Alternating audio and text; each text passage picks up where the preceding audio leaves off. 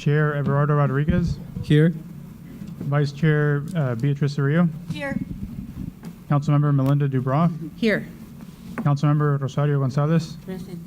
Councilmember Linda Lopez, Here. Councilmember Rosaura Lopez, Councilmember Mary Martinez, Present. Youth Member Emily Cordova, and Youth Member Diane Zermeño. Very well, thank you. Welcome, everybody, and we're going to continue with public comment.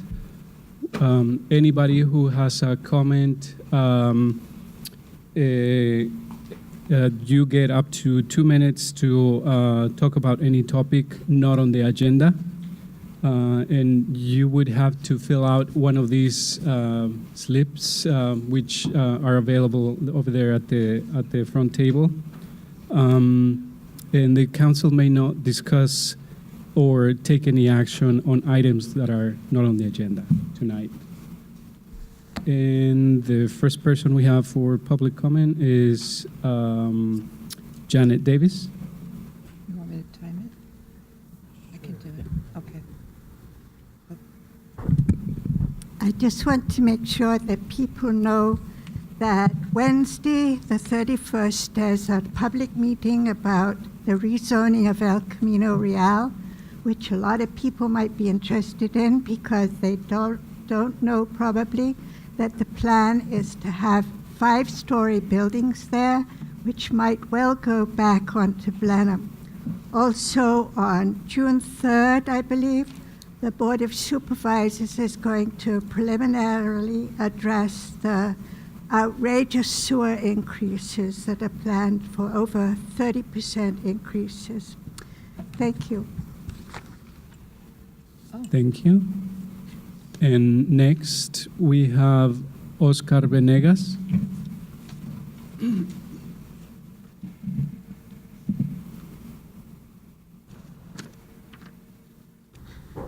Good evening. The reason that I'm here is because I live on 3rd Avenue in Redwood City, which is the county side, not incorporated area. And so for that, I bought a house with a 3 parking garage that, the previous owner converted into a living unit. But since it was a code enforcement went there and check it out, and they want me to tear it down, which is the walls inside, and I did. But, it brought up to my attention that in the city, Zone 1 and Zone 2, they have regulations for it, and I could have that unit to be a living unit, except on Zone 3, which is where I am. And I'm wondering, if I pay the same taxes that everybody else does, why can't I have that unit to be a living unit? Of course, according to them, not according to me. But all the regulations that they have here, I don't have it there. Because it's important, that since I live in that non-incorporated area, I think I should have these regulations as well. And come up with it, to make that 3 huge garage, into a living unit, because now I have no use for it. I, turn it down into a garage, which is what it is right now, but it's a huge garage, and I don't want to take it down because it costs me a lot of money. And unfortunately, I'm a retired person, very low income. I don't have the money to tear it down. It's going to cost me about $20,000 to $30,000 to take it down. So I just, want you to please check this out. These are the regulations for Zone 1 and Zone 2, except Zone 3. And I do pay the same taxes that they do. Thank you very much. Thank you, sir. No. But we can, unless you have a question for staff.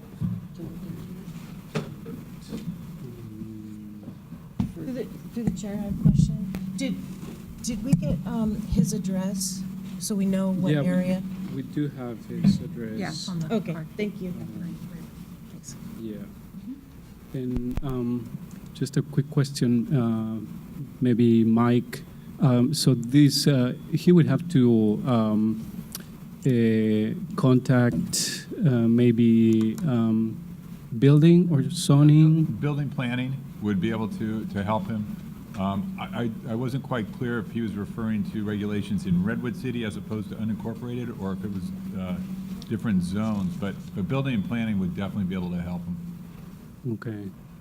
I already did, and they can do nothing about it because the regulations are there only zone 1, zone 2. Zone 3 is out of it. Period. Mm, We need to look at I that. was there with them. We're not going to do full discussion. yeah.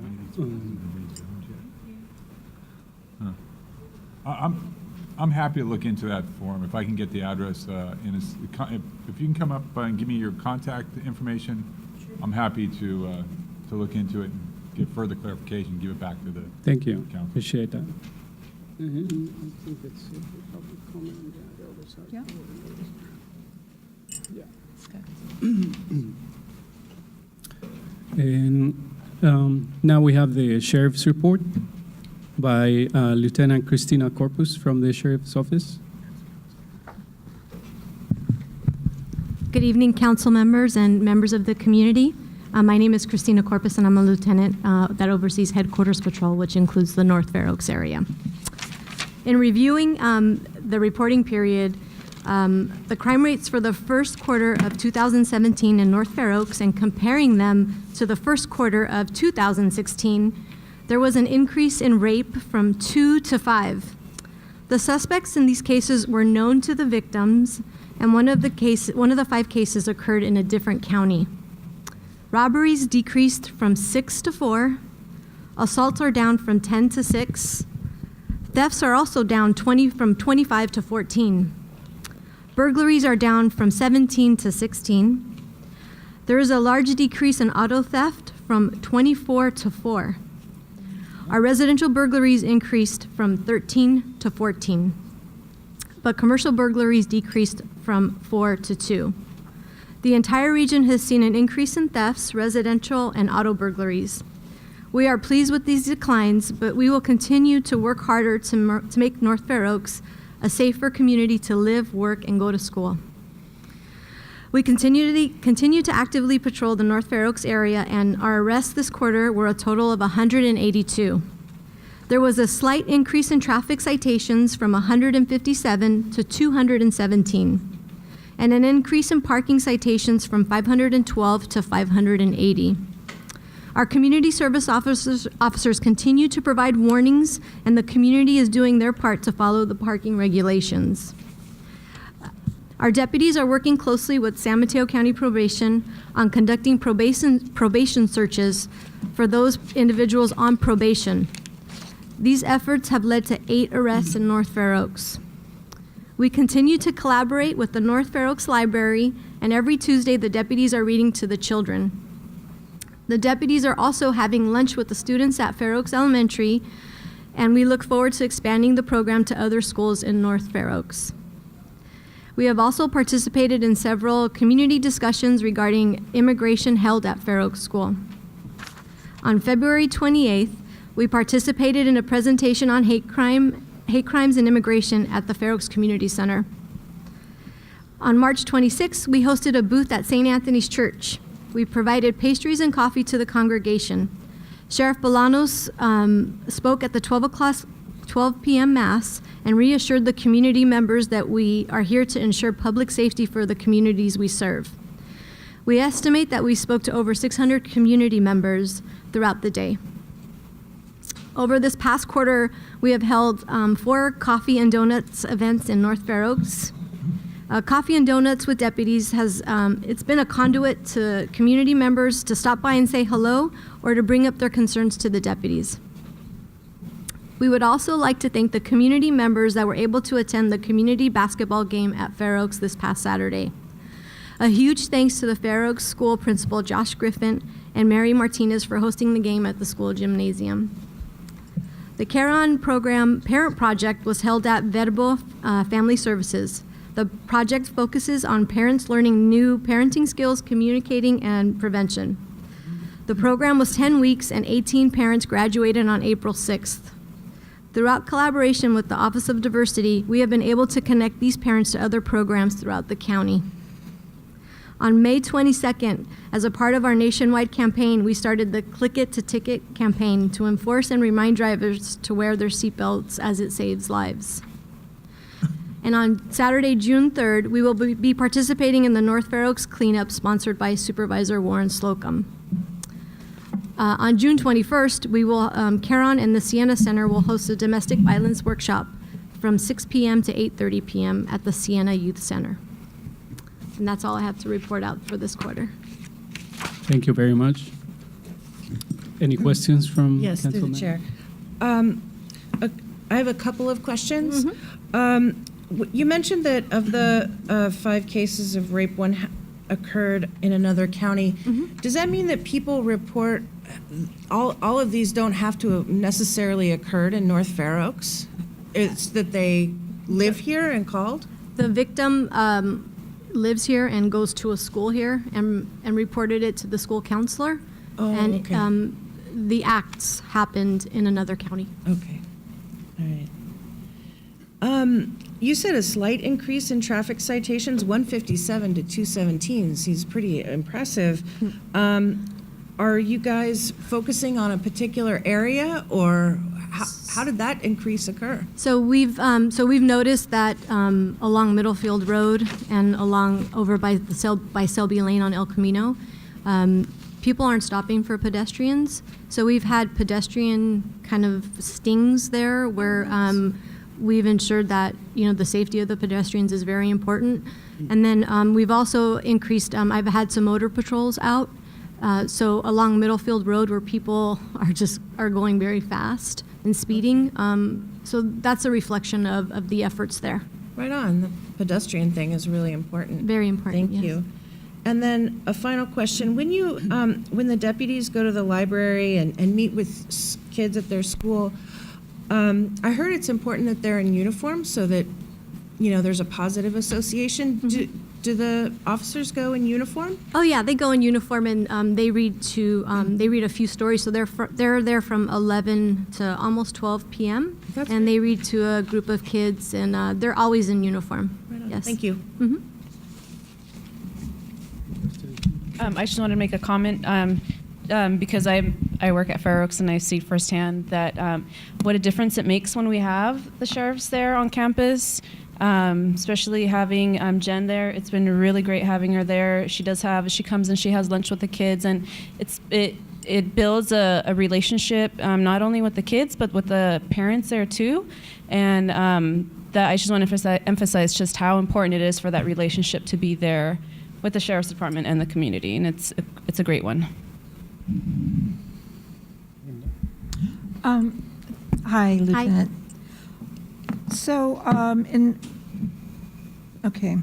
regarding pretty much the whole big picture, can we get a breakdown on which crimes, if any, were committed by juveniles?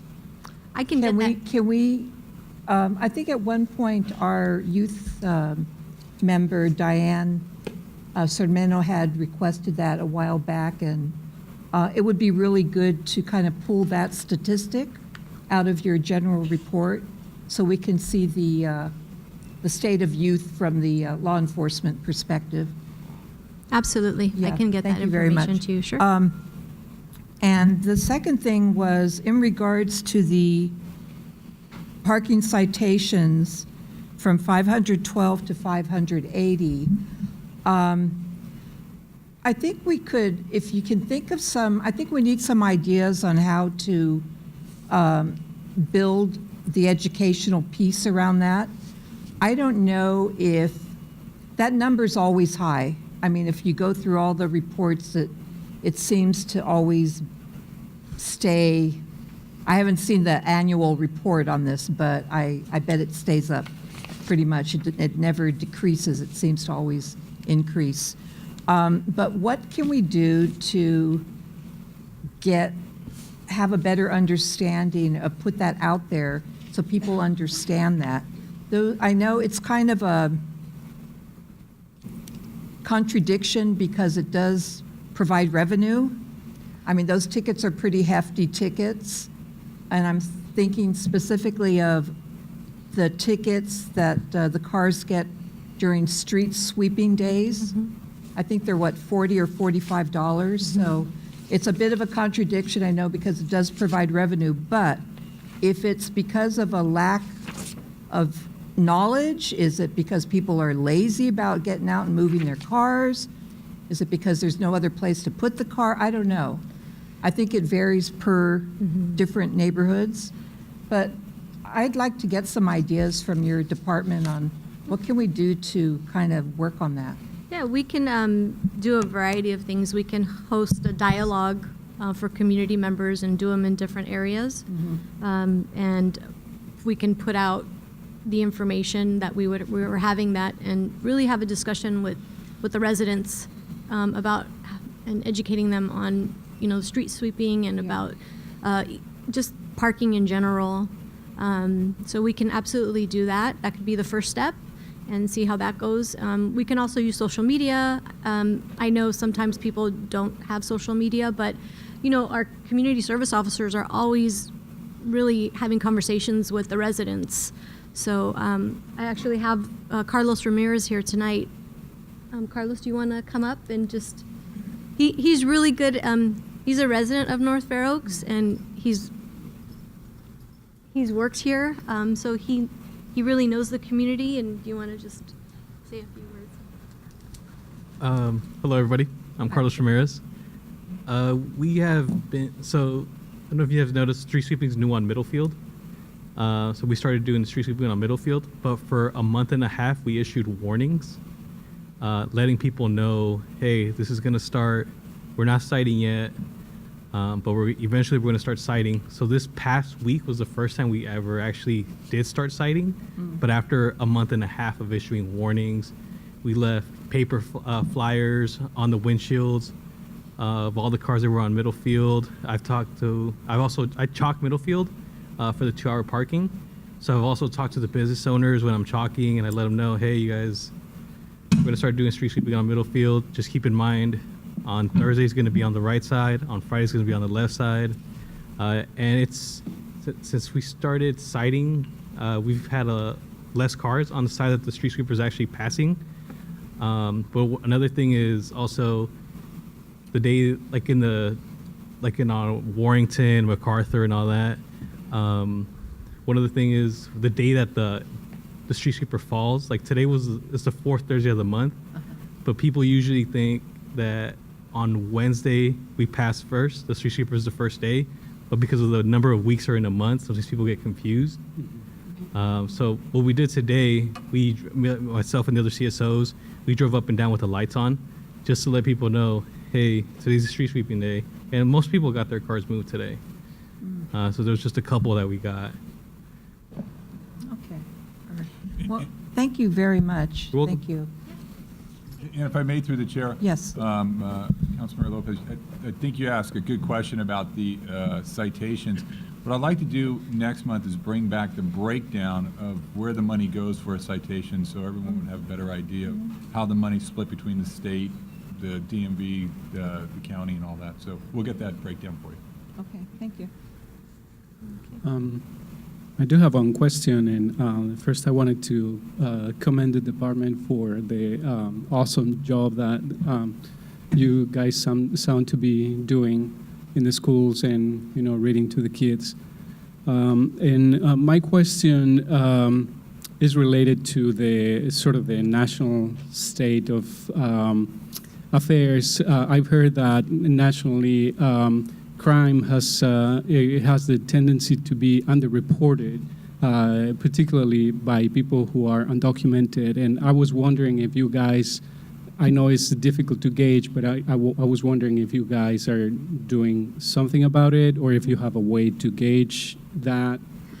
Through our Care On program, we are out constantly doing dialogues and having conversations with the community about reporting crime and how important that is. And I think the sheriff's message also is reassuring to the community that, you know, we are here, we are public safety, we are state, local law enforcement, we are not federal.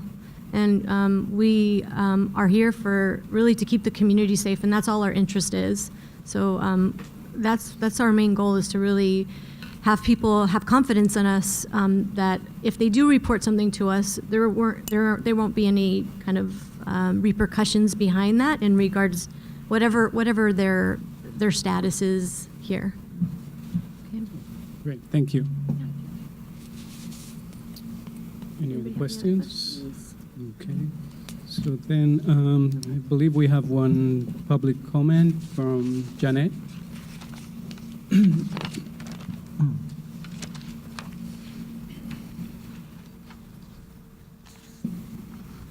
A lot of my questions were answered by her memo that was handed out, but I do have some questions. When I check on the crime graphics site, I've noticed recently that there seems to be a huge increase in domestic assaults and a lot of problems with drunks and substance abuse.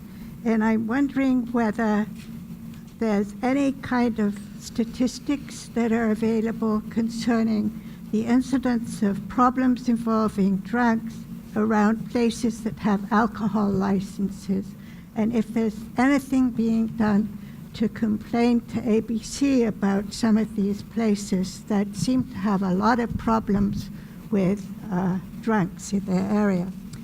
Also, July 4th is coming up, and in the past we've had problems with fireworks, and I just want to make sure that everybody's on board with making sure that there are no illegal fireworks let off. And curfew. There's ordinances related to youngsters being out late at night, and sometimes I think that the curfews are not being enforced, and that leads to a lot of problems, and I would like that addressed. I think that's all I have. She answered most of my questions. Thank you. Thank you. And just to, Can I ask a follow-up question? Not to Janet, but to maybe Mike, I guess? to the sheriff. Yeah, to the sheriff? Yeah, to the Sure, sheriff. Yeah.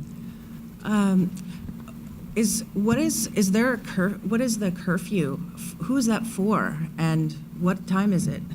So I believe the curfew, I think I'd have to look at the county look at the ordinance again. Okay. But if we see kids out, and it's late at night, we're gonna talk to them and tell them they should probably go inside.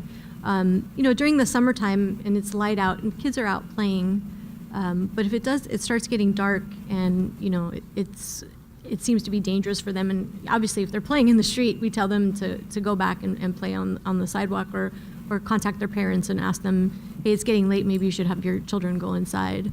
Okay, but that would be like under 16 or under 13 or something. Normally we try. Normally, if they're 16, 17, that's where there's some issues if they're hanging out and they're not really out there playing. And Okay. so, yeah, we identify those as we're doing patrol out. Different kinds of So, problems. yeah, obviously if they're smaller children, yeah, that's going to be more of a concern, Yeah. that a danger for them to be out. Yeah. Thank you. Yeah. And I was just going to comment on one of the questions or comments that Janet had, and to restate that Ms. Corpus just mentioned that there's going to be a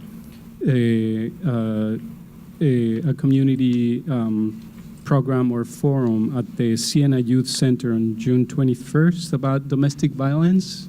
Yes, we actually are handing out flyers outside for that and for Star Camp.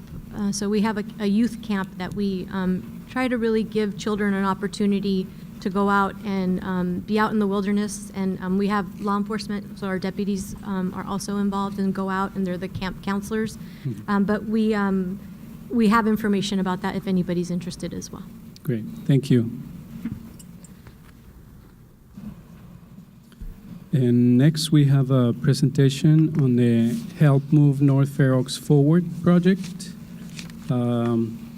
which goal is to achieve voluntary compliance in the removal of inoperable vehicles in a cooperative, inclusive, and friendly manner.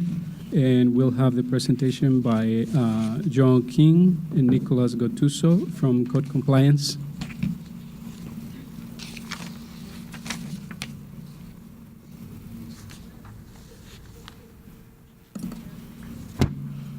Okay, I'll get rolling. Yes. Good evening, council members, Mr. Chairman, Mr. Callaghy, members of the public. My name is Nick. I'm with Code Compliance for the County of San Mateo, and we are under the Building and Planning Department. We call ourselves Code Compliance rather than Code Enforcement because our goal is to seek voluntary compliance to our various ordinances and codes and laws that have to do with property. So we came up with an idea to assist the residents of North Fair Oaks with some of the issues that they are facing in terms of cleaning up their properties. And often this includes vehicles that don't run or are wrecked, or large amounts of debris, sometimes trash, weeds that have grown very tall because of all the rain and now the nice weather we're having, which poses something of a fire danger. And so we have a pilot program that we're working on. One of the things that when we go to community gatherings and meetings, and we ask people, what are your concerns out in North Fair Oaks? One of the primary problems we always hear about is parking, because so many folks are living in a densely populated area, multiple families sometimes, with everyone driving, and where are these cars going to go? So one of the things that we're trying to do is encourage people to get rid of the cars that don't run, that are in the driveway, taking up parking spaces, and by doing so, freeing up parking on the street, because they'll be able to park their daily driving cars off the street and in the driveway. And so in order to begin this project on a scale that our limited staff can manage, and to test the theory to see if it's a good program, we selected a small area.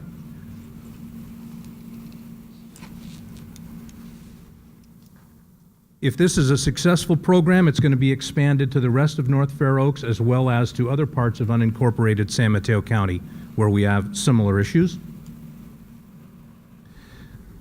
And this is a startling statistic, but these types of programs, research has shown that they have up to an 80% success rate without any enforcement action taking place, strictly by voluntary compliance and working with the residents of the community.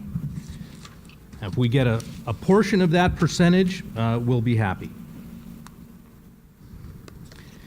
And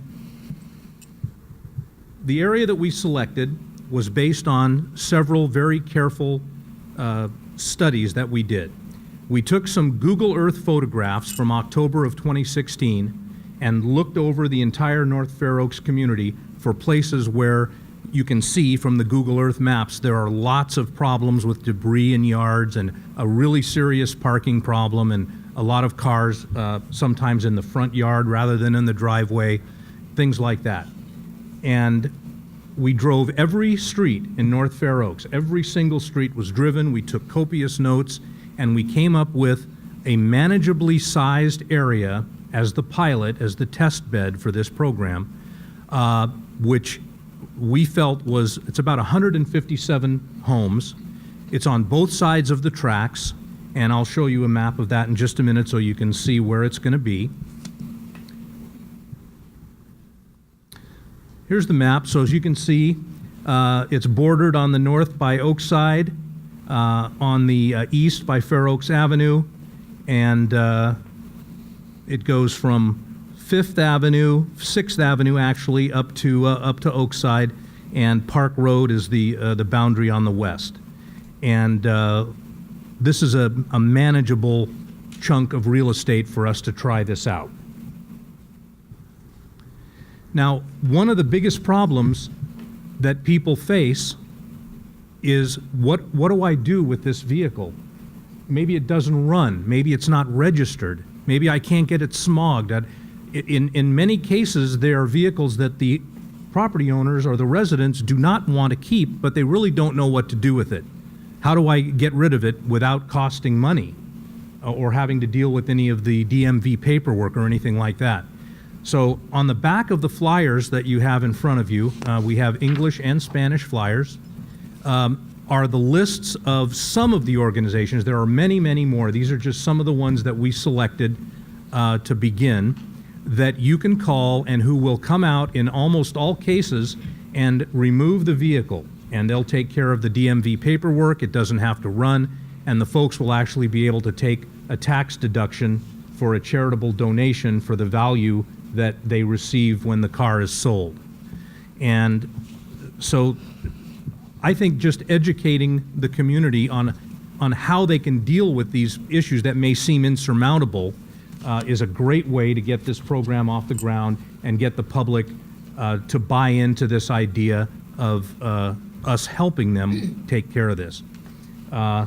If a lot of folks have furniture that they don't need, or mattresses, or old appliances, refrigerators, washing machines, and they have nowhere to put it, so they're in the yard. And if they call Recology, which is also listed on the resource document, they can arrange for large item, bulky item pickups with Recology. Maybe they have used motor oil or cleaning solvents or chemicals, things like this that they don't know how to get rid of.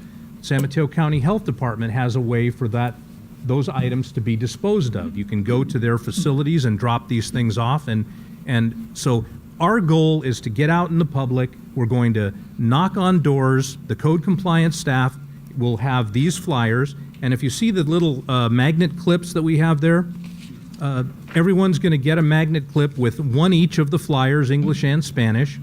The final product is going to be etched, engraved into the plastic. It's not going to be the little prototype that we came up with for tonight. It'll be a professional looking thing. And we're going to knock on doors whenever we can. We're going to talk to people if they're home. And in 2 weeks, I'll get to the kind of the rundown of how this is going to run. So we're hoping to do this project sometime at the end of June, going door to door, handing out the flyers. 2 weeks goes by for people to have a chance to start addressing some of their issues. We go by, we take notes, who's doing something, who isn't. We see what's what. The locations that haven't done anything yet are going to get a very friendly reminder letter that we would like them to start working on complying with the ordinances. 2 more weeks goes by, and if we still have folks that haven't done anything, then violation cases will be opened.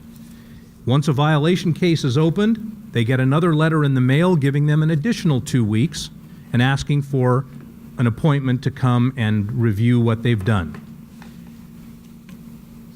2 weeks after that, if nothing is done, they would receive a warning citation in the mail. And if that doesn't work, 2 weeks after that, the first administrative citation for $100 would be issued.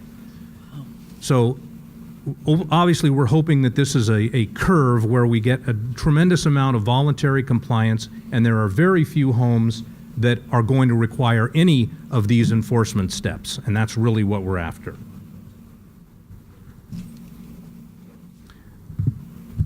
Any questions? Yes, through the chair. Yeah. Thank you so much for your presentation. This is great. Seems like a well thought out program, especially to pilot to a small area.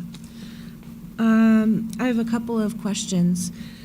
With a situation like weeds in front of a house, would that be a part of the administrative citation 6 weeks out like that? Believe it or not, there is a section, an ordinance section that specifically deals with overgrown weeds. Now, who would get that citation? The tenant or the property owner? It's a great question.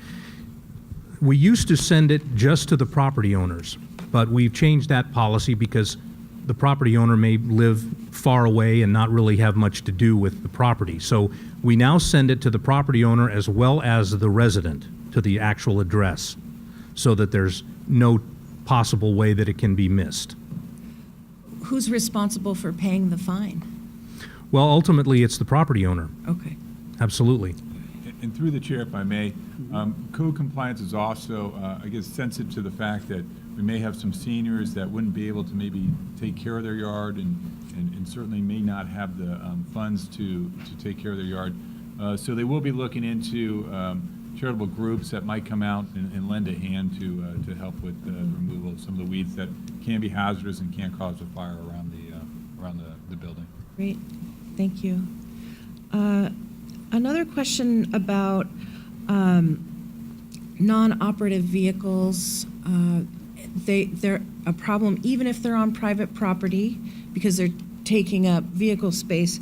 But how do you know it's not just a vehicle storage? You know, Right. that they use it, when That's a great question. not very often. I'd just like to, this might be a good spot to throw this in.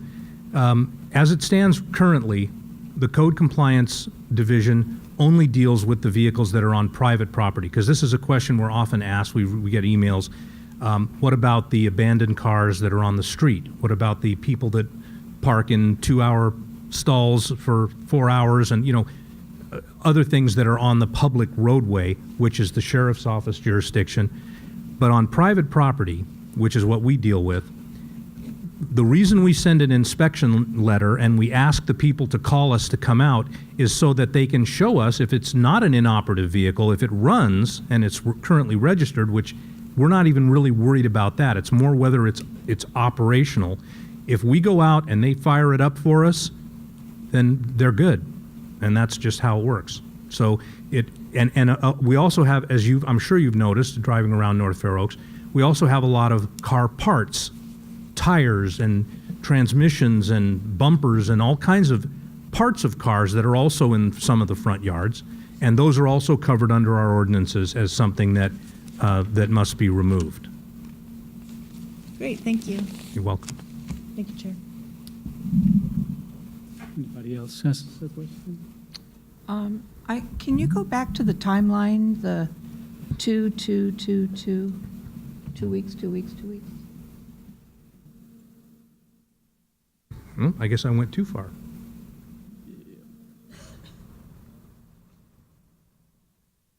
Here we are. Okay. I'm just curious, in this particular area, do you already have active cases? We have some active cases in So every are part they- of the town, yeah. Are they anywhere like towards the end of that timeline? A few of them are, although, just thinking about the map and where it is, I can think of maybe 5 or 6 cases that are currently active that are already into this timeline somewhere at different stages. So, And what happens once you get to that $100 citation, then what? well, then if the $100 citation isn't paid and no progress is made, generally when the bottom item on this list happens, people are motivated to get the issue taken care of. So we usually see a lot of activity once the first citation comes in.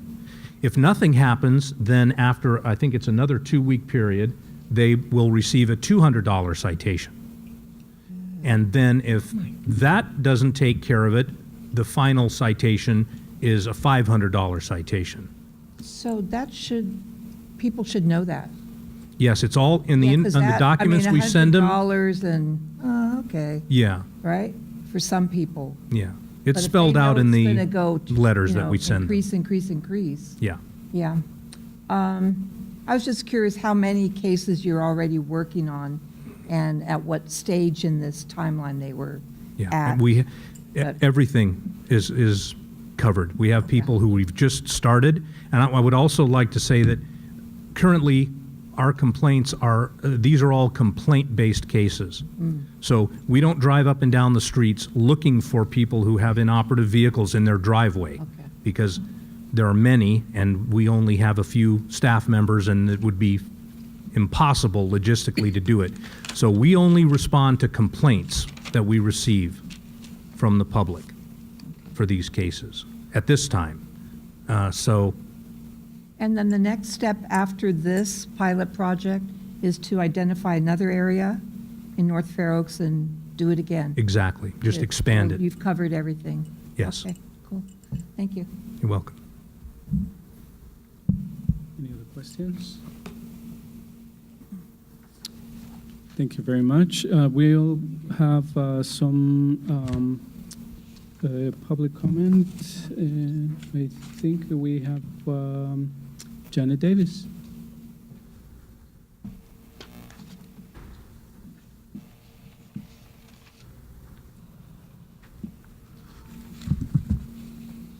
I'm not clear on exactly where the trial project is going to be, but voluntary compliance has been the way that things have been done for Get the map back up there for you.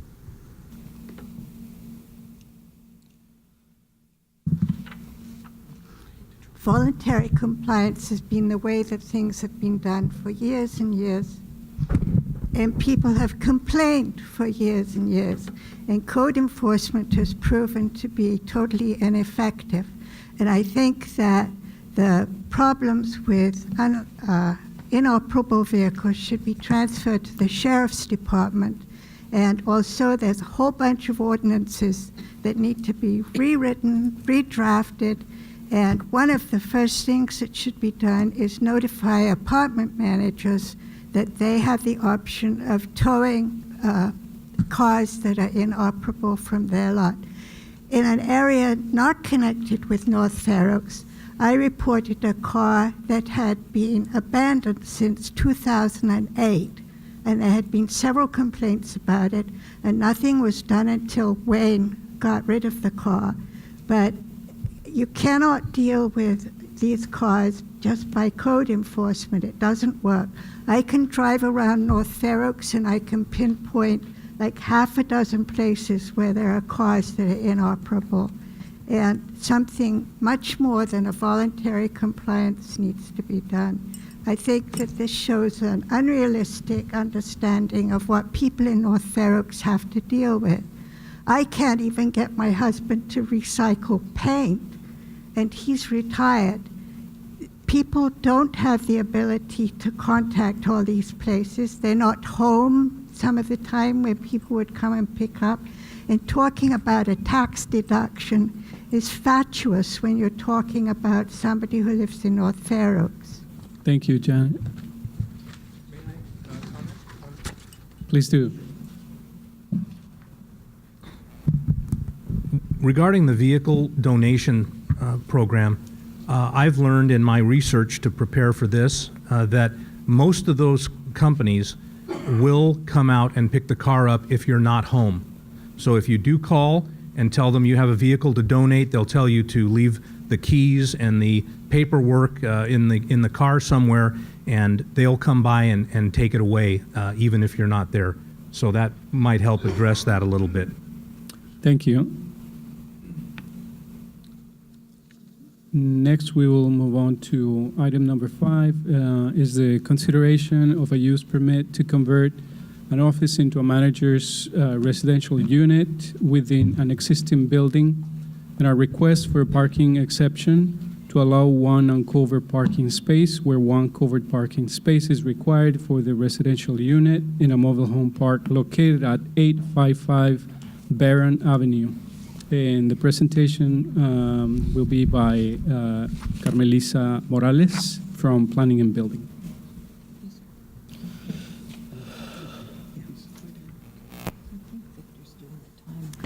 Good evening, everyone. My name is Carmelisa Morales with the County Planning Department, and I'm presenting on a project for the conversion of an office into a manager's residential unit within an existing building in a mobile home park, which is located at 855 Barron Avenue in unincorporated North Fair Oaks. The project proposal consists of converting a 417 square foot office space within an existing 651 square foot building into a manager's residential unit. The existing building is currently being used as an office and also a laundry room. The laundry room will remain the same. It'll still be available for tenant use even during the renovation of this change of use.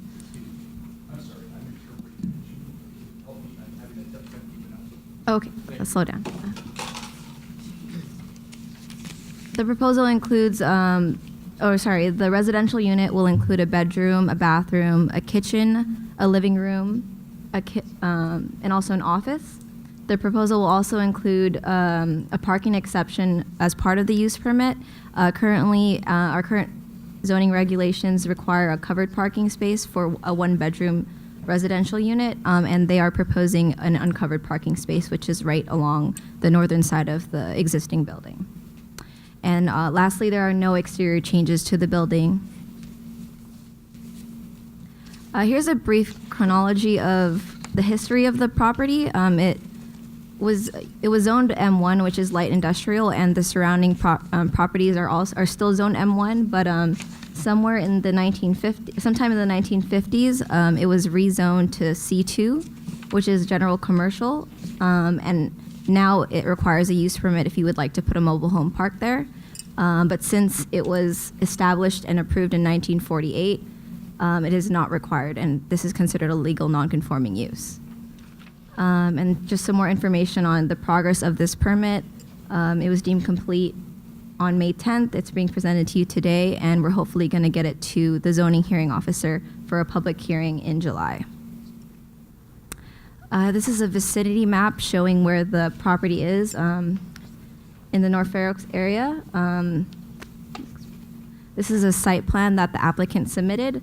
You can see the existing building that is 3 spaces away from Barron Avenue, so it's pretty close to, and it's centrally located.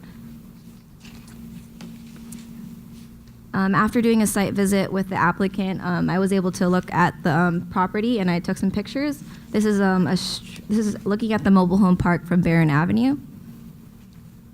And on the left is from the street as well, but you can also see where the location of the building is in respect to the other mobile home parks. Also, the one you see on the right, the taller looking mobile home park, that is a model home, which will eventually, as the applicant has stated, be converted into a rental space as well. On the right is facing north towards the building, and then there's a trash enclosure that's currently there. This is the existing and proposed floor plans. Nothing is really changing all that much. They're going to be installing a shower. They're making it a full bathroom. But the overall layout is going to generally be the same. From what the owner and the applicant have told me, it's that it's generally been used as a manager's unit. It's just that it hasn't been up to code, so they want to bring it up to code, which is what is triggering the use permit. Here are some elevations of the existing building. It's at 14 feet, which is in compliance with the zoning regulations.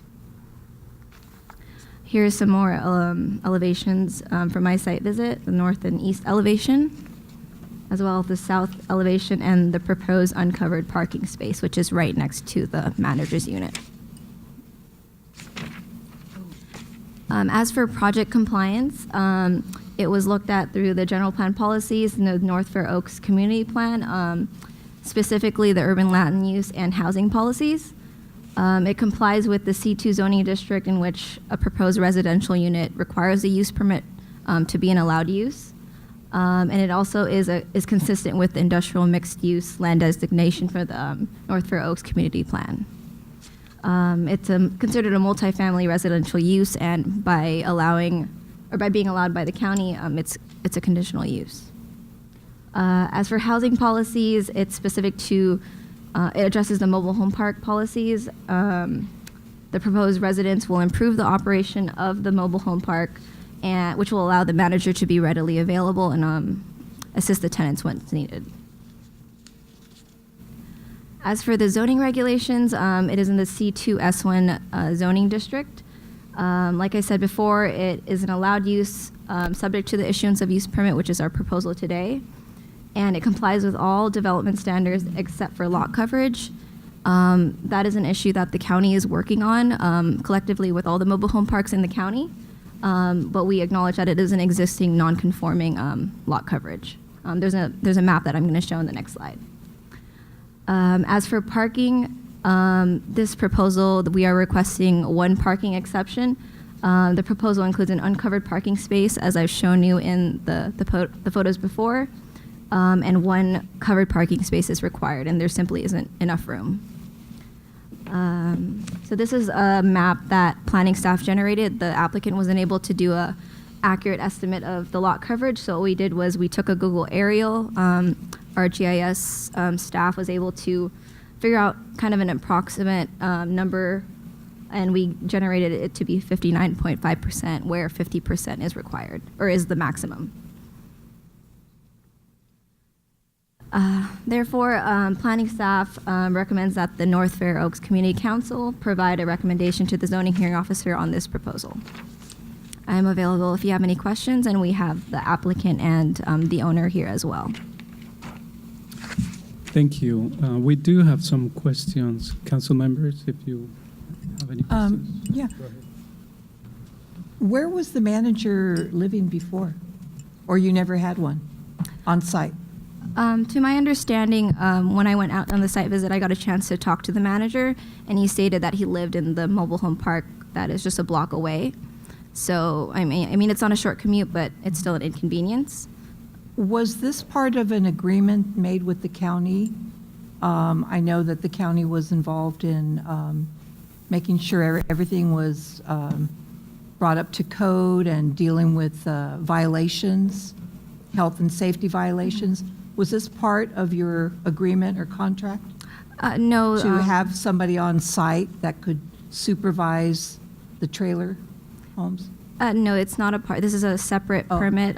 This is required by the current zoning regulations. Okay. I do know that the county and the owner are working together to find a solution to the violations, but that is not what's being proposed today. Okay, because, I mean, it would resolve that issue about having somebody, on site, and available. Yeah, we acknowledge that it will help in the effort, but I don't think that's going to be the permanent solution. And I guess my question is about right now the existing function and purpose of the office and laundry room. Is the office also common area for the tenants? I mean, is there any common use of that area? I think I would prefer the applicant. I guess the laundry room is, right? People use the laundry room? Yeah, the laundry room is for tenant use. Right now, there's a remodel going on under a separate building permit to kind of revamp it so that the tenants can use it now. Currently, the whole structure has been gutted, so that's a separate process that we're working on. I think the office is gutted as well, meaning that it's not usable. Okay. So I think it was used. I think the applicant and the owner can speak on that. And the laundry room will have more, you're going to have more washers and dryers, or what do you, is that going to stay the same? That is not a part of the proposal, but based on the building permit that I was reviewing, it does look like there's going to be more facilities. And I'm sorry, how many people use the laundry room? What's the population there? There is 50 rental spaces and one model home, so I'm assuming all of the residents use it. Okay. And then parking, I guess I can see the advantages to the manager and the advantages to the mobile home park, overall having someone on site. I'm just trying to make sure that there's not a negative impact on the residents. That's where my questions are going. So if there's any usage right now of that office and that area, are they losing anything? Are they going to lose any parking? Because the manager will now have to have a parking spot, correct? Mm-hmm. So that's where I'm going to. That's where I'm aiming at. I would have to refer that to the applicant.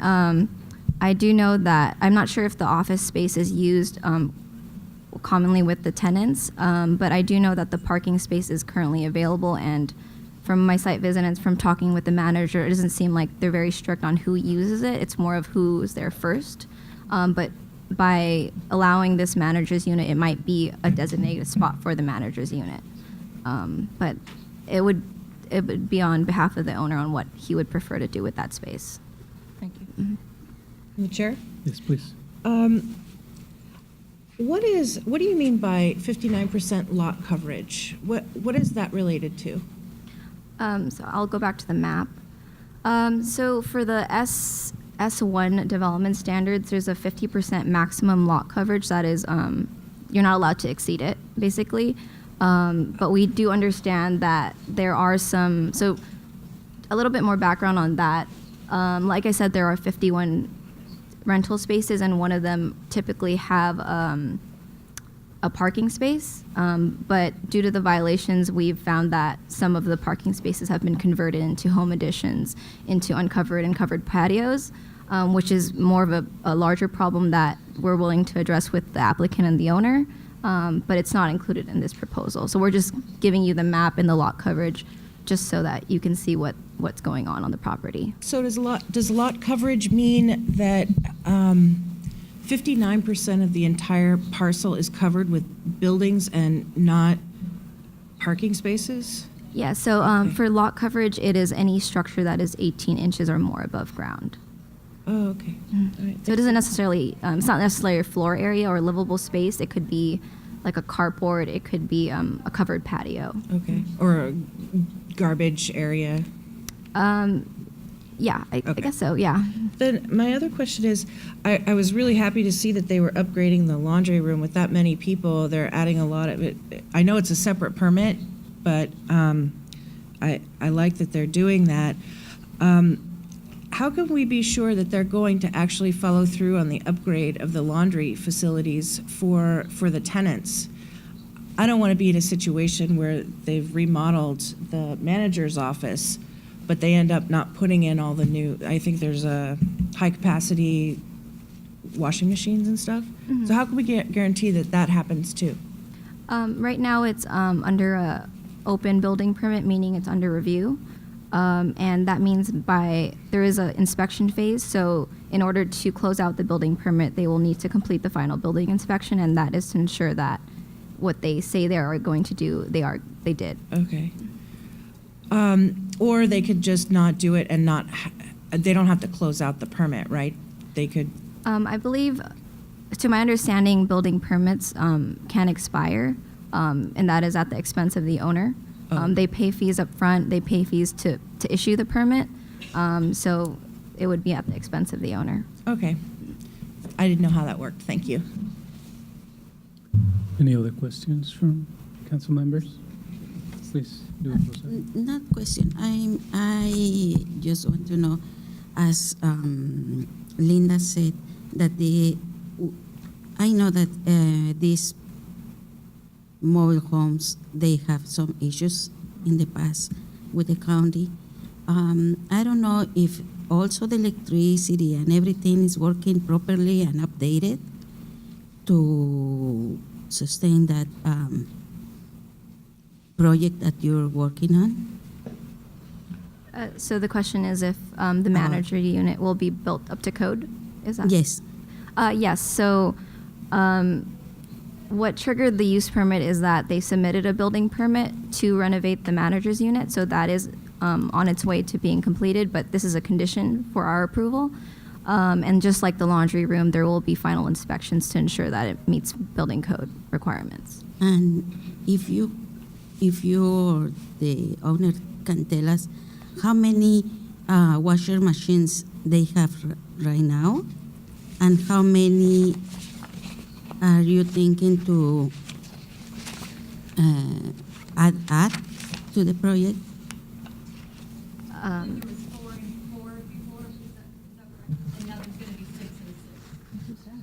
So that was the applicant, Kelly Katie, and she said, I don't know if she. Could she go up to the?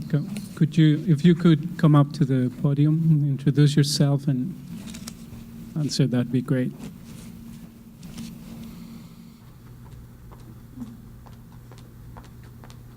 Hi, my name is Kelly Katie. I am with the construction company that's going to undergo the construction for both the manager's unit as well as the laundry room. So as soon as we get the okay from them, just go ahead and start the construction, then we will be able to move ahead with it. One of the questions was, as far as the 51 lots, Carmelisa and I walked every row and counted up each space. And I believe of the 51, wasn't it 3 did not have a designated space? Is that correct? It was, well, everyone did have a parking space except for, wasn't it only 3? Yeah, it's 3 spots did not. So that's why we were asking your permission to have the go-ahead with the parking on the streets. So that's one condition. In addition to that, I think the next question was the office. That is for the manager's unit. That's for his residence. So it's not going to be common use. Only Is there any common use anywhere? Oh, on yeah, that the laundry site? room. Absolutely, the laundry room. No, I mean for fun. Oh, no, Not for there's working. No. I mean like a recreation or, no. No, there's not. Okay, thank you. And the laundry is. Oh, and the washing machines, how many? It's going to be 6 and 6. 6? 6 washers and 6 dryers, all brand new. And that's an increase from what to what? I think it was 4 and 4 before. 4 to 6. Yes. Great. And they are in use right now? No, we have to wait to get the permit in order, and that's, I just spoke today to the Miles, who's in charge of the building portion of the permit. So as soon as I read the comments, and hopefully we'll pick it up tomorrow. So, yeah. Through the chair, question. How long have the residents been without laundry facilities? And I'm how not long sure. do you We anticipate it to take before the laundry is up? very quickly. I mean, my crew is very quick, but as far as I don't know, because we started this project midway. We didn't start out with the permit initially. We started my father and I. So I do not know the answer to that question. Sorry.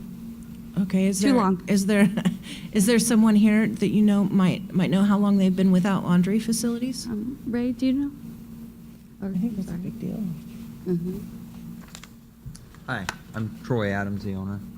I couldn't say exactly for sure, but what we did was there was some issues with the laundry room based on it hadn't really had any improvements since it was first built, and there were some gas lines that had cracks and duct tape, and so we started to kind of when we saw that after we bought the place, we started to try to get everything up to code, and so that's when we started the process, and then we started getting the permits to upgrade it and everything, and we've been kind of waiting on that patiently, but we want to get it up and going. To answer your question about, you mentioned about what kind of guarantee would you have that we would finish the laundry room? Well, since we purchased the park, we've put hundreds of thousands of dollars into infrastructure, upgrading the power and trying to make it better for the residents that live there. And the laundry room was something that we took on ourselves as well to upgrade for the residents.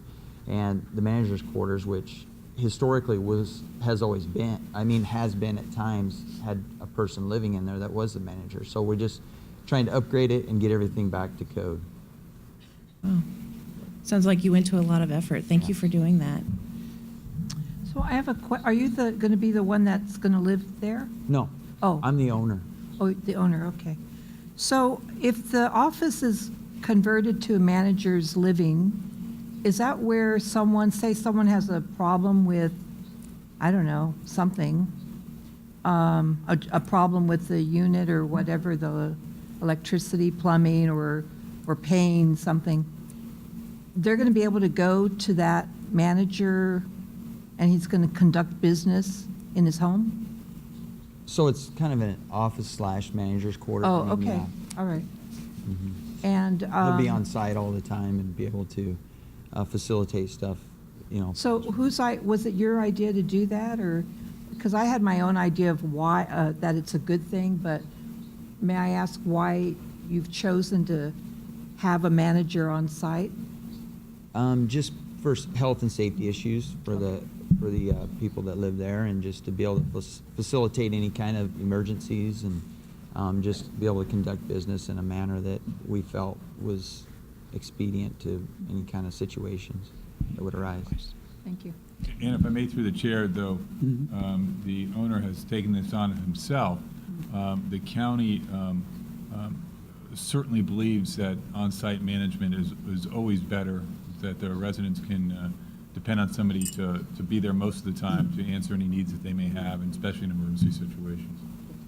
Is there an on-site manager now?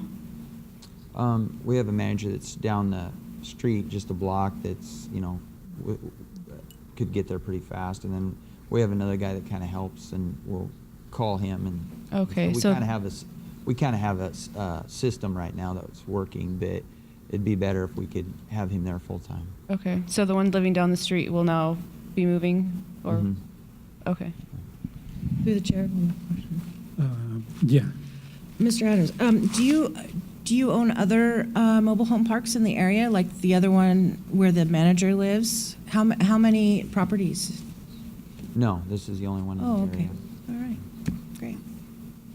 Thank you, sir. If I may ask one question to Ms. Morales.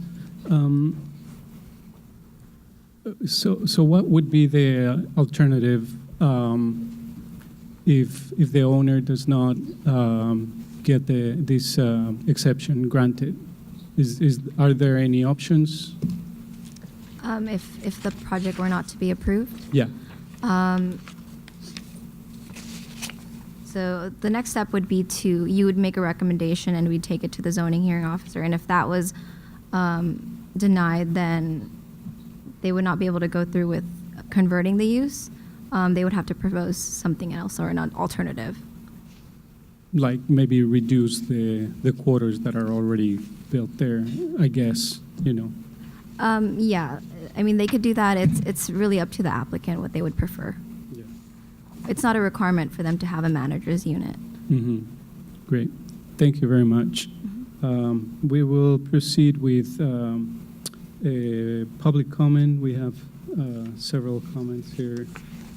First would be Juana Sanchez, please.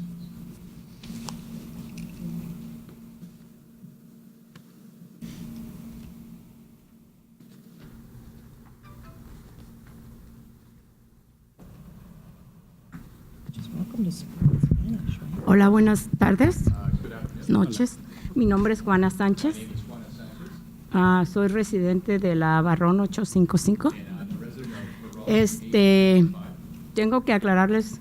Bueno, mi pregunta es ciertamente que en caso de que se le apruebe su proyecto que él tiene de la vivienda para la oficina y la vivienda, yo quiero saber qué espacio quedaría para las lavadoras, porque hasta el momento solo teníamos 3 lavadoras y 3 secadoras para las 50 personas. Señor, permite, Oh. ¿podría repetir eso? Perdón. Perdón. En caso de que la autorizaran. Entonces, muy poquito espacio So there's very entre little lavadora space y secadora. from the washer machines and the dryers. De hecho, si había una persona lavando, pues una familia lavando, la otra tenía que estar afuera esperando. The person doing the laundry, the other person or the other family would have to wait outside. Está muy pequeño el espacio que tenemos para lavadoras, muy pequeño. Entonces, esa era mi pregunta. ¿Se va a ampliar también el espacio para las lavadoras? Bigger for the washer area? Thank you for your question, ma'am. Maybe should ask council, do we get to answer some of the questions, or the owner? You can respond to questions or ask for additional information from staff or applicant. Okay. May I suggest that the owner get the questions, and then we do them all at the end of public comment? That's how we typically, Okay. because you're going to hear some questions come up that you can answer, or you can answer. That'll be great if we can keep the questions at the end. And we'll keep track of questions also. Do you want me to answer now? Well, since you're. Yeah, sure, since you're up there. Yeah. Sorry. Sorry. So the space is, we have made it bigger than what it is because we've put more washers and dryers in there, and we've utilized it the best that we can. And we're going to buy industrial washers and dryers, and we're going to try to facilitate everything in that area the best that we can. using the space that we have. We're going to do our best.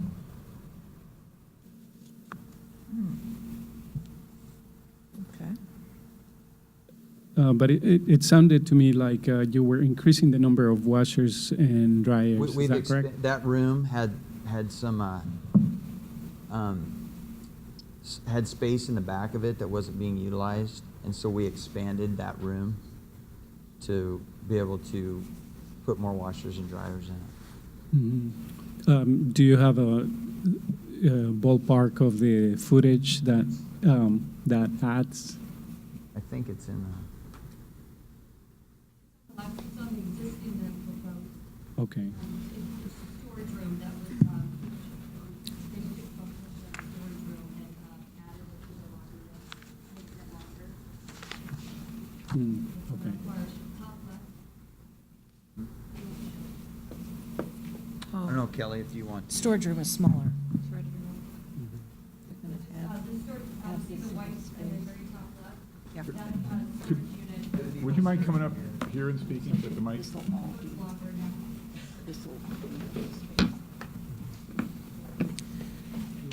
Could you can you say that into the mic so that we can understand it? So based on the floor plans, it looks like they're eliminating some partition walls, which is allowing them to. I suppose it's to make the space a lot more fluid than what it is right now. Is that your answer? Okay. Okay. Thank you. And perhaps we can provide a copy. Do you have a copy of the plan? Okay. Great. Thank you. So next we'll have Mauro Barrera.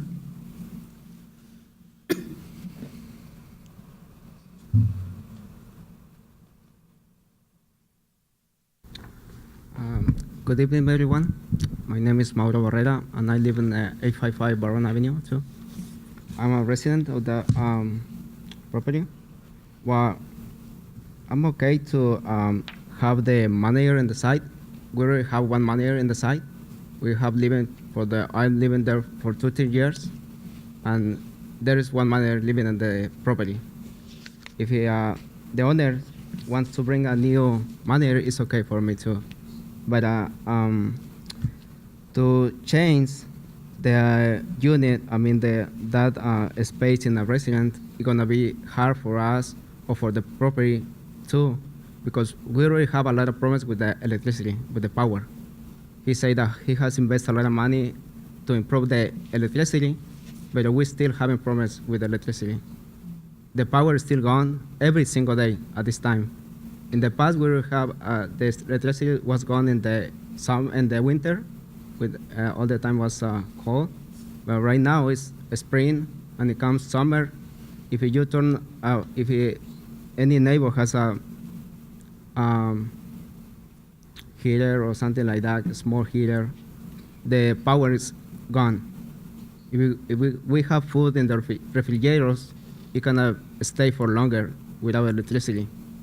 And I think that the point here is he has to improve first the electricity and then expand the building or the office. There is the office and the laundry room, but the laundry room is too small. It's too small for the whole families that will live there. And then he has also, I'm not against him to have another supervisor there or another manager, but he has another spot. If we can go back, there is one model home. There is a empty. If you can. That one in front of there. If you can state your question because your time is over. Okay. Well, no, just to revise the proposal. Okay. Yeah. Okay. Thank you. Next, we'll have Janet Davis.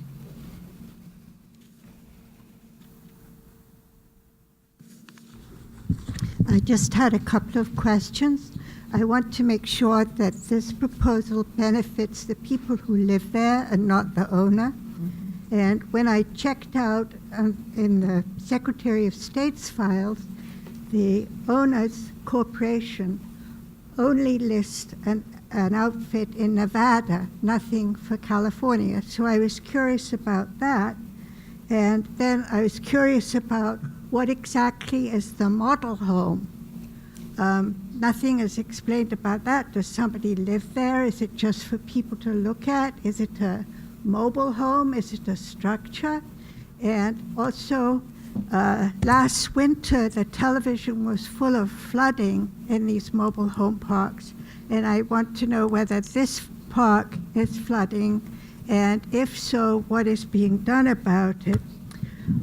But if the residents are happy, I don't care, but I just want to make sure that the changes benefit the people who live there.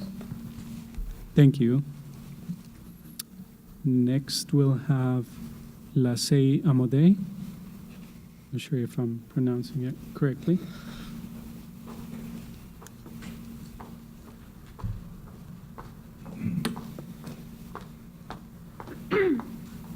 Hello, my name is Lacey Amade. I'm a project coordinator with Legal Aid Society of San Mateo County. Our organization represents some of the tenants at 855 Barron. And in different capacities, we've offered legal advice and other technical support to the residents. Because as we've touched on, this park has seen a lot of challenges, especially for the residents, because of the structures that we talked about. And the problem is that there are very large families living in a very difficult situation. And right now, in order to be able to salvage the situation and to turn the park around so that it's a safe, habitable place for the families, the county is in the process of reconfiguring the lot lines. So for that to be successful, it's already looking like it's going to be very challenging. So when we saw this proposal, we just had some questions. We were wondering if it had been taken into account how the reconfiguring of the lot lines would affect it if before all of this major work is carried out, this one piece is permitted and worked on. It seems that the way it is configured, there's a lot of challenges already. It's already going to be very, very hard, so many moving pieces. So as Mauro was saying, it's a great idea to have another supervisor on site, and I'm sure the residents would appreciate it. This definitely is going to add one more challenge to a very challenging situation. So we just had some questions about that, about how this would play into later on when they decide how to redraw the lot lines. Thank you. Thank you. And next we have Paul, is it Paul Moore? Sorry.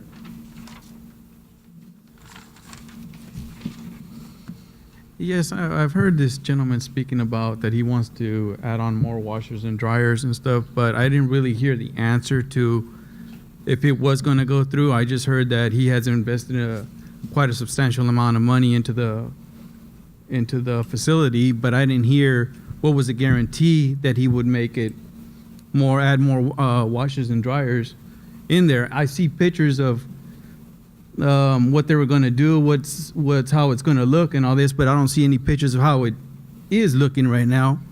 You know, that's what I wanted to see. You know, how does it look right now? The gentleman over here saying that, it's really compact. I want to see the compaction. I mean, you're just getting a viewpoint of blueprints, but that doesn't tell you anything. So, and like the gentleman was saying, how come they don't do anything in that building that's empty then? So that's my goal. I want to hear what's the guarantee that they're gonna make, they're gonna go through with the washers and the dryers. So, thank you. Thank you, sir. And next we'll have Irving Torres.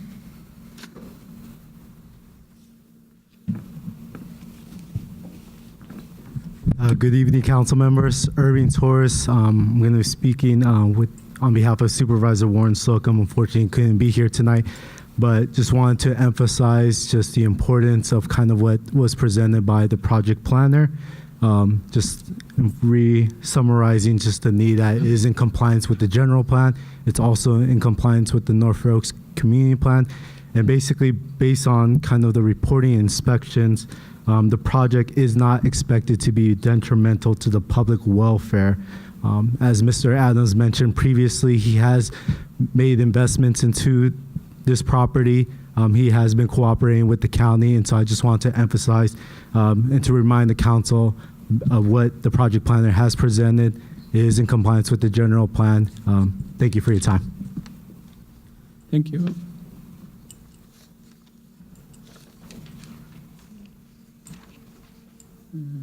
Let's see. If we could, I have some additional. if we could have the owner answer some of the questions that were posed, that would be great.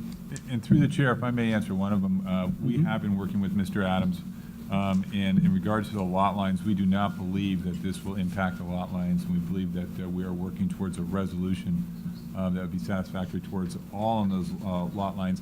In regard to the size of the laundry room has been the proposals to upgrade it from 4 to 6 of each of the machines. The alternative would be to potentially go back down to 4, but we don't feel that that best serves the community there. So it may be a little tighter, but there's more machines in there. Thank you. So the first question from Mr. Barrera was about electricity and power issues that they're having. Can you tell us what the problems are about that? So the infrastructure is all in there, and we've upgraded it to 50 amp service, but we haven't been able to turn it on yet because until the code violations are met on the trailers, they're too close to the pedestals. So by the law states that they have to be 3 feet away, and they are not.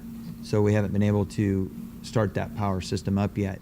As far as the problems that the residents have had, and the previous owner told me this, and when that park was originally built, people were using propane for their heaters, and since then, a lot of the residents there have done and even the rules state that they can't have washers and dryers, and they've added their own washers and dryers, and they've been using electric heaters in their homes, and they've really pulled on the amperage, and that's what's created a lot of these problems that we've had.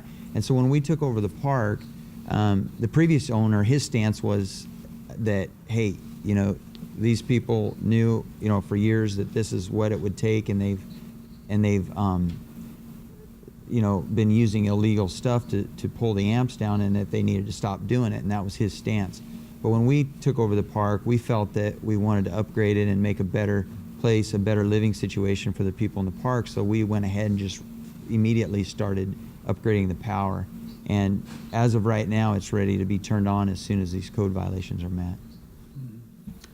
And so with the new system, you can assure them that they would have the sufficient wattage to utilize the devices that they're currently using? Well, we're working with the county and coming up with some plans that are suitable for the future of the park. Okay, thank you. I have a question on that. Sure. Okay. The 50 amp system, will that go live after like the restriping? Like everything that whole process needs to occur before your infrastructure for the electricity goes online? Well, we've done our part and it's ready to go. We're just waiting for all this code violations to get approved, taken care of, and the county to basically give us the go-ahead to turn it on. Are you waiting for the residents to fix their code violations, or are there code violations you're responsible for? They're the residents. Oh. And through the chair, if I may, we are and have been engaged in a comprehensive process with the owners and the residents out there, and we've made a lot of progress. We will be bringing that back to this council and updating this council completely once we reach some kind of a resolution of those issues in a comprehensive way. So I just wanted to let you know that that is separate from this issue, but we are absolutely working on that so that we can get the electricity that's been upgraded implemented in this park. Thank you.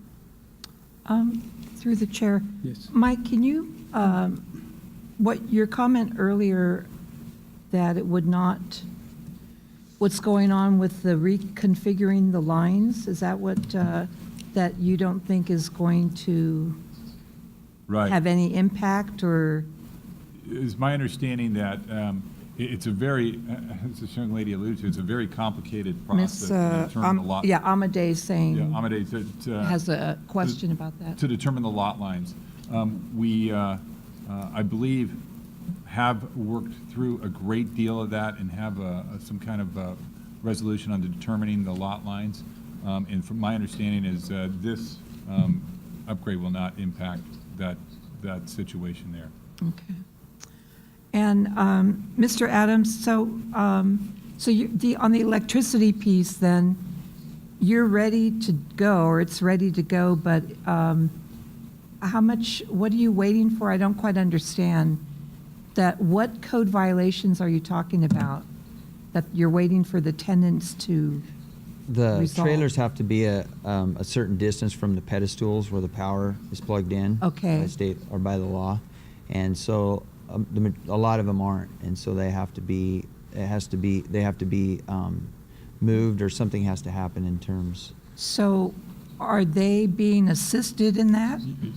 Or how, I mean, do they know? I'm sorry, I don't know anything about mobile homes, so I don't know. Well, it's kind of Is that something they need to call a professional person? Through the in? chair, if I may, we are working. How can we expedite Yeah, that? we're working with the residents to resolve those code violations in a comprehensive manner throughout the entire park. I mean, there are many, many violations, and we will be bringing that information back to this council once we develop that plan and move forward with it.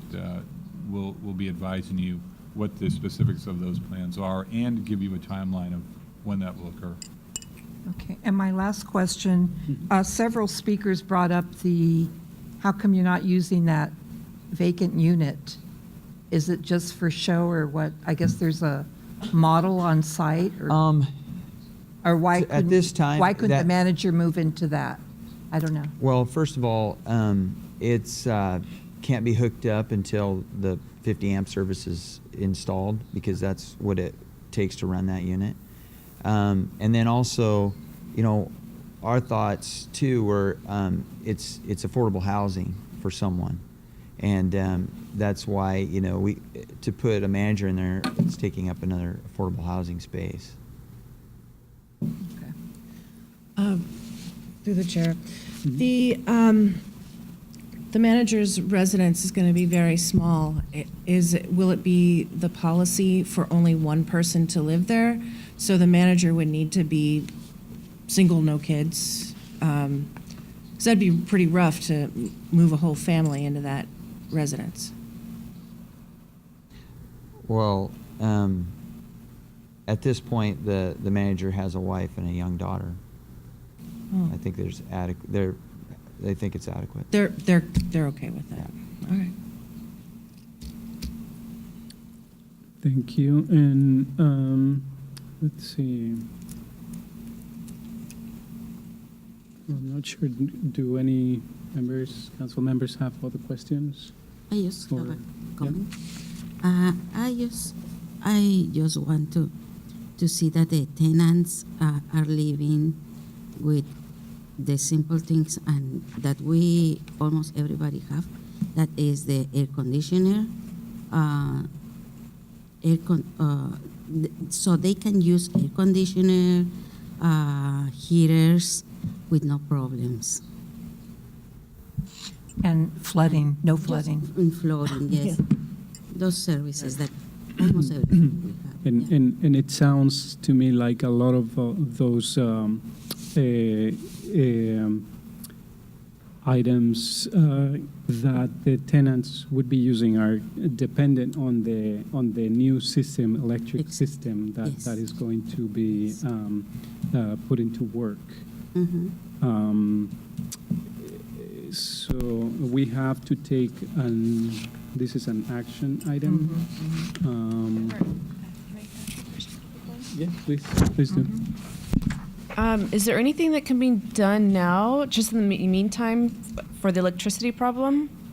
Because if it's going off and they're losing their food and they have to be rebuying it, and of course we all need electricity. Is there anything that can be done now, just for until you can use the 50 thing?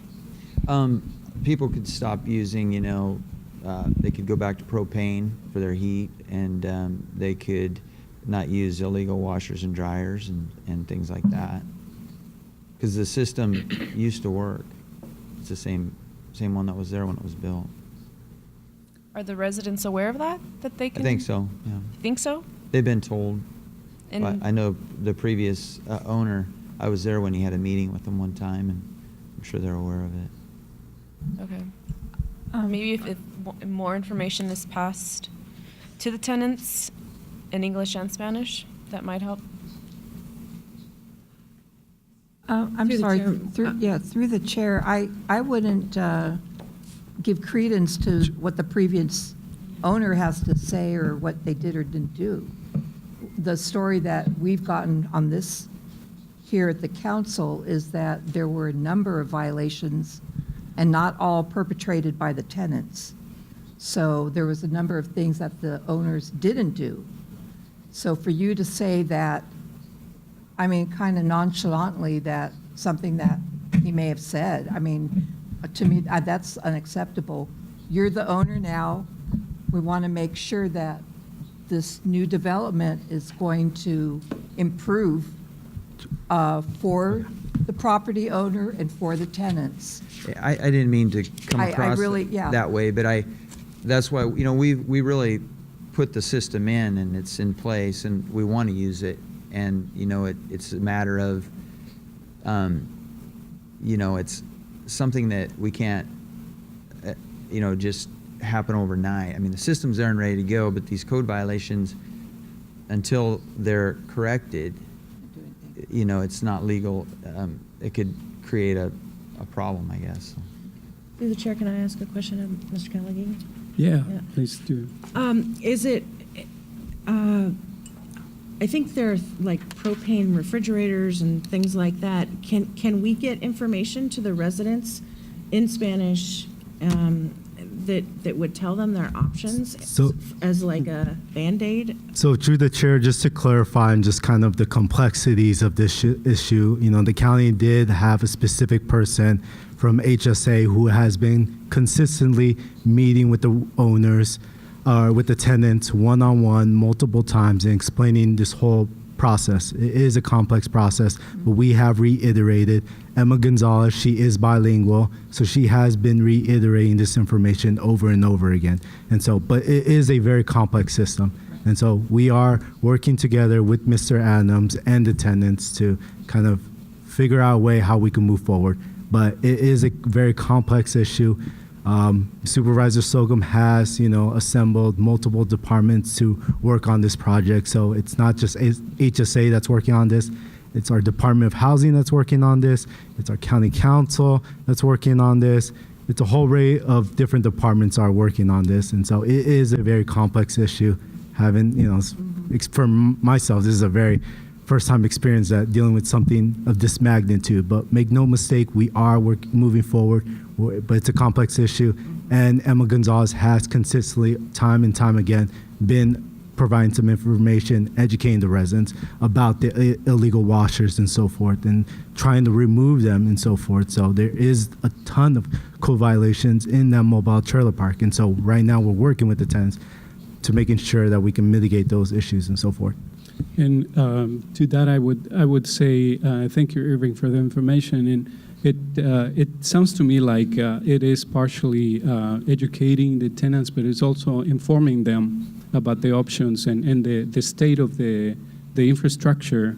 Because if for example, sufficient power supply is dependent on one single parking exception, that shouldn't be an issue. You know, we could all vote yes tonight and, you know, everybody's happy, but it sounds to me like some of the tenants who came to speak either did not know the information or, you know, something is missing for them in terms of information. And I think that would be the key component, to have all the tenants cooperating towards moving together, you know, with this project, so that everybody can have sufficient power and the other added alternatives. So I also probably want to add, maybe in the future, as we kind of give an update to the council members, maybe to invite Emma Gonzalez, because she has documented all these, you know, meetings individually with the tenants. And so she would be the best person to kind of verbally and, you know, physically kind of show you that these are kind of the steps that Emma has taken, you know, with each of the tenants and so forth. So, you know, not to say that we are, you know, not, you know, informing the residents, we are. And Emma would be that person that can provide all that information and proof. That'd be great. Thank you. If I could just add a couple of points that I've heard through the comments from the public as well as what the owner has raised. Please. I would like to emphasize that this is just for the manager's residential unit. We do understand that county staff understands that there is a problem and some violations that need to be addressed, but this is our main concern right now. This is the current proposal, which is completely separate. As well as the building violations, those are not on the property owner, those are on individual tenants. And as Irving has said, someone from HSA is working with them to achieve that compliance. Thank you. And if I may just say that this has been an ongoing process. The supervisor has put together a comprehensive team to work on this. And in the end, we believe this will be a much, much better situation with the owner's cooperation that we've been getting. Thank you. So I don't know how the council feels, if they have sufficient information to make a motion, or if they need to discuss this a little further, ask a couple more questions. I feel ready to. Oh, no. Um, No other questions. Yeah. Can I have a motion from somebody for these then? Yes, I'll make a motion. I move that the North Fair Oaks Community Council recommends to the zoning hearing officer on the use permit 2017-00061 for a manager's residential unit within the mobile home park, with a parking exception to allow one uncovered parking space where one covered parking space is required. Do I have a second for the motion? I'll second it. Okay. We have a second, and I'll just ask individually to. Or I can I guess those of you who are in agreement to support this motion, say aye. Aye. Aye. And those who oppose it, say no. Okay, so we have one no, and we have 2, 4, 5 yes. So motion carries. Through the chair, I would also like to put it on our list for maybe, I don't know, July or August, probably August, for the August meeting to get a report from Emma Gonzalez, HSA representative, on the status of the 855 Barron Avenue situation. And let's see how things have evolved. If I may, through the At that chair, suggest that Deputy County Manager Peggy Jensen come back and give that report, so that way we can do a comprehensive report. HSA has a certain piece of it, and we're happy to bring her in also, but I'd rather give you the full picture of everything going on there. I just threw out August. I think that's probably a good month to do this, right? Yeah, sounds Through the chair, a question for Mr. Callagy again. Could we also perhaps we're only dealing with the 855 Barron property, but are there other, I'd like to know more information if there are other mobile home parks that are similarly going to be assessed and, helped out through the county program. Absolutely. We'll give you any update. And again, Peggy Jensen would be the best as she oversees the house. Oh, the whole, Yeah. all mobile home improvement. Okay. She'll be able to give Oh, you great. a comprehensive report. Thank you very much. And then we will get to the reports, and we'll start with the supervisor's report by Irving Torres.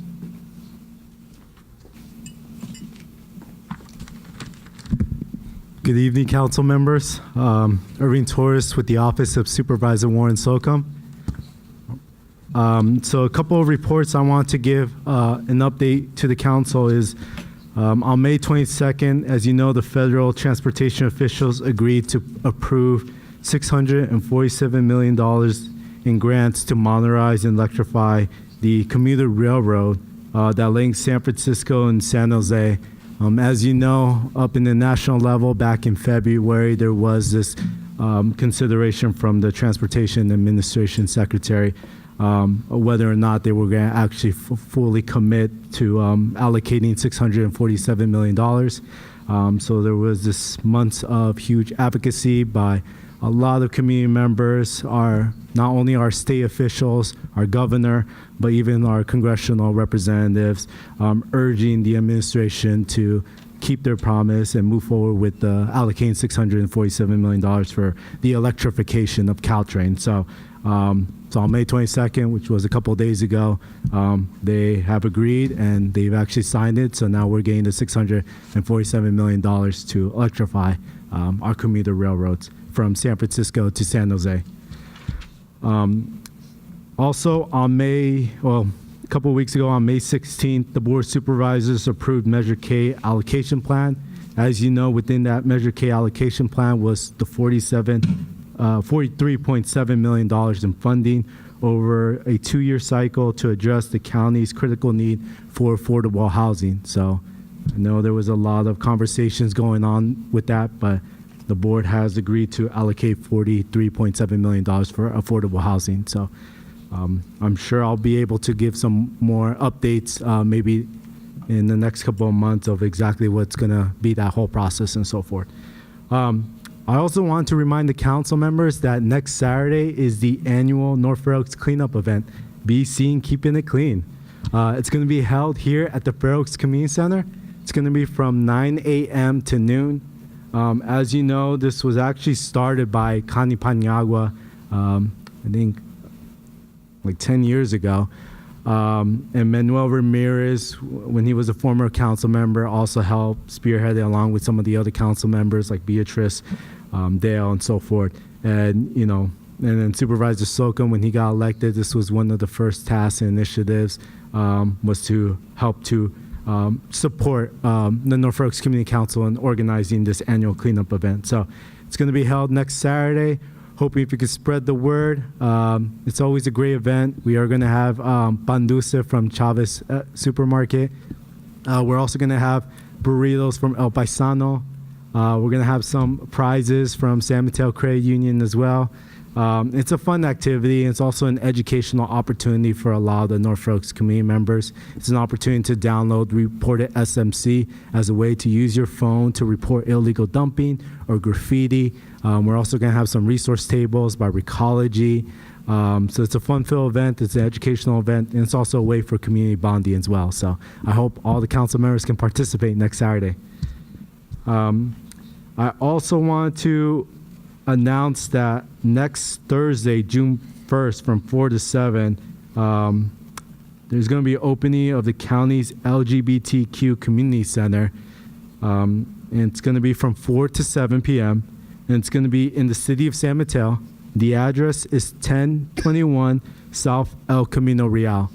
And so, once again, there's going to be a grand opening of the county's LGBTQ Community Center. And then also this is a plug from Marcy Dragan, for the County of San Mateo's Government Veterans Office. they're going to have an open house. HSA is going to have an open house and resource fair on Friday, June 2nd, from 10 a.m. to 3 p.m. at the American Legion Post 105 in Redwood City. So if you're free from 10 to 3 p.m., stop on by. And then finally, on June 6th, the Board of Supervisors is going to be considering some items, and one of the items I wanted to call to the North Fair Oaks Community Council's attention is the legal funds. So as you know, on March 28th, the Board of Supervisors did make a recommendation for the county to kind of go and do some research about possibility of allocations for immigrant legal funds to provide maybe additional workshops or et cetera. And so the board is going to be considering that. So I believe the agenda is going to be posted probably next week. So you can look into that for more information. We are still also in that process of working out a language access policy with the hope that all departments would be able to utilize this language access policy to break down barriers of communication for residents and to link them to in their own native language when gathering resources from county departments. So that's going to be down probably late June, maybe early July in terms of that adoption. So, but I want to address the legal services on June 6th. So I'll be making sure to pass that information when the agenda is out to Victor. And that way Victor can send it to the council members. So if you have any questions. So that's all I have to report. I'd be happy to answer any questions. Any questions for Irving? I have a question. So that's really great news about Measure K and the 43.7 million. When will that start? Like, so the with board, everything, yeah. So the board's in June. There's September is the full adoption of the board, and then there's a pre-adoption, pre-draft in June. So next month the board's going to have their budget. I believe it's the third week of June, and they're going to be, setting aside exactly, all the funding and allocations of, basically initiatives and projects and basically all the departments, and then that's where basically they're going to approve and set aside for the Measure K. So as soon as that's approved, then we can move forward. So, but I'll talk to Reina Forales, who's our county deputy manager, to also get some information about if there's a specific timeline with Measure K and allocations, and I'll send it your way.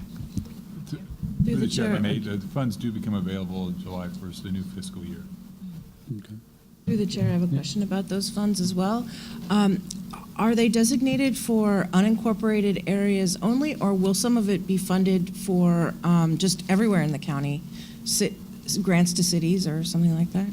Yeah, it's going to be open. I'm pretty sure nonprofits for any projects that they have, whether it's unincorporated or incorporated, and so that's an opportunity for cities and counties. So, okay. But like I said, I'll probably talk to our deputy county managers if there's any criterias or timelines and send it your way. So that way you have that document.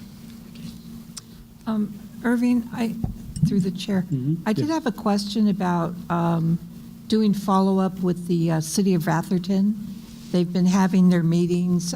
They're looking at their corridor that goes all the way up El Camino, and it stops at San Mateo County, East Selby Lane, and El Camino. And they're talking about what are some of the safety and traffic improvements. And they're going all the way down to Valparaiso. So from East Selby all the way down. I'm concerned, of course, about East Selby to the Fifth Avenue area on El Camino. There doesn't, I don't know, or maybe if we could get some kind of a report back from Supervisor Slocum's office about the work that you're doing with the city. I don't know if there's any communication with them. Myself and a couple of my neighbors are going to the meetings, but there doesn't seem to be a dialogue. Maybe there is, and I don't know about it. But can we get a report back on what the county's doing? Sure. So I know Joe Lococo from our Public Works Department has been in conversations with Atherton in the past in regards to the El Camino corridor. And so I'll I'll talk to Joe to kind of get some information, and then probably reach out to the city, town of Atherton, to get some updates and then report back. Because I don't want to lose the opportunity to possibly get a traffic light or some safety measures put in at East Selby and El Camino. Sure. Thank you. Thank you, Irving. And now we'll have county manager's report. Thank you, Chair Rodriguez. Just very quickly, just a couple of new developments I wanted to make you aware of. Recently, the board has approved a new department, which is the Department of Community Affairs within the county. And this department, really at no new net county cost, allowed us to bring various units together and really leverage the resources. So we were able to bring our immigrant services liaison from HSA to the county manager's office to work with North Fair Oaks Forward. We're in the process of hiring a manager for that unit. And this unit, Community Affairs unit, is we'll be calling it, really is in place to deal with our immigrant population and look for gaps in service with our immigrant population, and really work to tie services and immigrants together. We're looking to potentially open an immigrant welcome center on Middlefield Road if we can find a spot. We've been looking, it's been difficult. But we really see this as a coordination of services throughout the county that will really benefit this population and provide additional resources and services to this population. So we're very excited about that. Also, I just wanted to update you very quickly on the parking lot on Middlefield Road. The contract has been awarded for the construction of that parking lot. It should begin in mid to late June, the construction of that parking lot, and we hope to be done with that by the end of summer. So we're excited about that.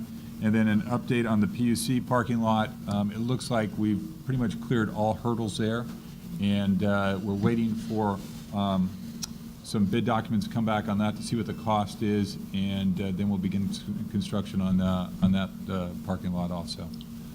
And I'm happy to answer any questions you may have. PG&E undergrounding, do you see a date on that? No, but that's a good question. They are in discussions with AECom now to really look at the alignment and how that would work, and they don't, at least I have not seen the schedule for that, but I know there is a schedule. So I can ask about that at our next meeting and bring that back to you next month. Great. I have a question Yes. about the app where you take the picture and for graffiti. I forget the name of the app. C-Click Fix. C-Click Fix. Yeah. Does that apply also to graffiti that I would see on private property? Because there's like a fence over on Semicircular, and it's on somebody's property, but it's right there at the sidewalk. I would, Is that one that I would say you could do? absolutely. Okay. Because even though we may not have the ability to go on that private property and clean it up with our graffiti abatement program, we could certainly have code compliance contact that individual. If they were willing to, we could, and sign a waiver, we could have our graffiti people clean it up. Oh, okay. And we're happy to do that, but at least they'll get notified that we know about it. Okay. Great, thank you. And last, council member reports. If anybody has anything to mention. Beatrice? I went to the OYE conference, and I found the workshops exceedingly interesting. A lot of they were well. There was a wealth of information. There were a lot of young people there.